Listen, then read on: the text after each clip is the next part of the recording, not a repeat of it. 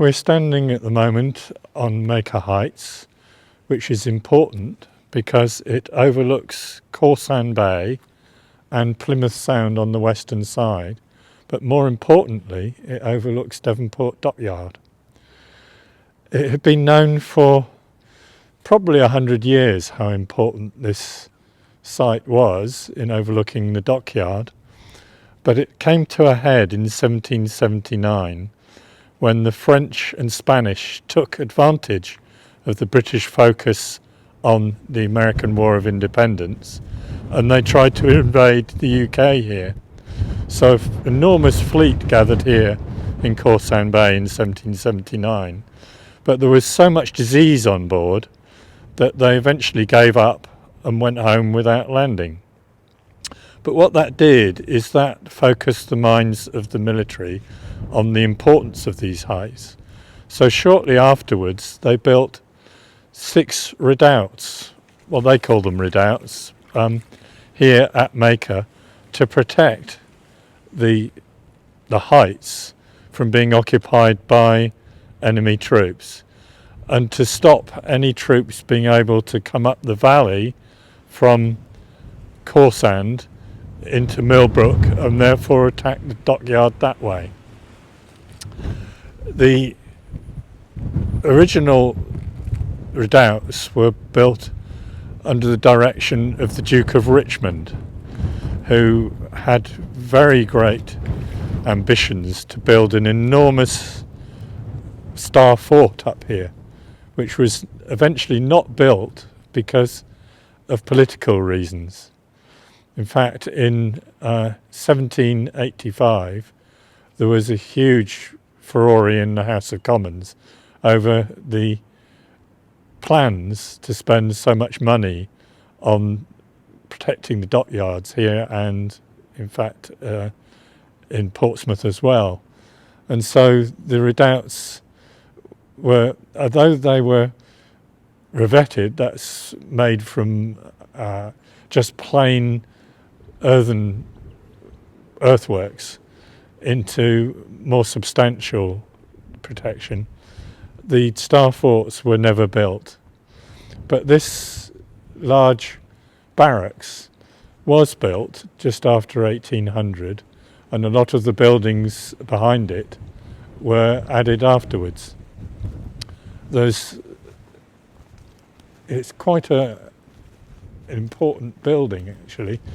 It's a barracks which would have held enough men to garrison not just here but the whole of Maker Heights. The important thing about the redoubts is number 4, which is behind me, which became Grenville Battery, is noticeable because it changed partly each time something changed in the importance of guns. It was changed to take those guns into account. But number 5, which is the other side of the main road here, is important for the opposite reason, because it was never changed. So you have 2 completely different importance. One battery which was never changed, and one which was changed right through the 18th, 19th centuries. And Grenville Battery was used right through the First World War. There is also near here, in fact on the top of Maker Heights, a very important Second World War anti-aircraft battery. 3.7 inch was the normal, and there were 6 of those, and the battery, or the infrastructure from it, is still there, although it's badly overgrown. That's the story of Maker Heights. Could you please explain about the involvement of the American War of Independence? Yes, it was because the British forces were focused on the American War of Independence, and the Royal Navy was busy over there, and so was the Army, that the French and Spanish saw this as an opportunity to do a sneak attack, and that's what they tried to do. But they were thwarted by the disease on board. Was that a realistic risk, do you think? What, they would invade? Yes, it was. I think they would have probably invaded at Corsand.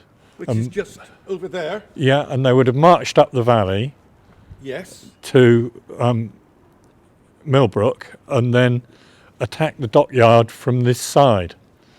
And the dockyard was very important at that time. It became much more important through the centuries, but it started in the 17th century as dock, just simply dock, and then eventually it became Plymouth Dockyard, and eventually it got the name of Devonport in the 19th century.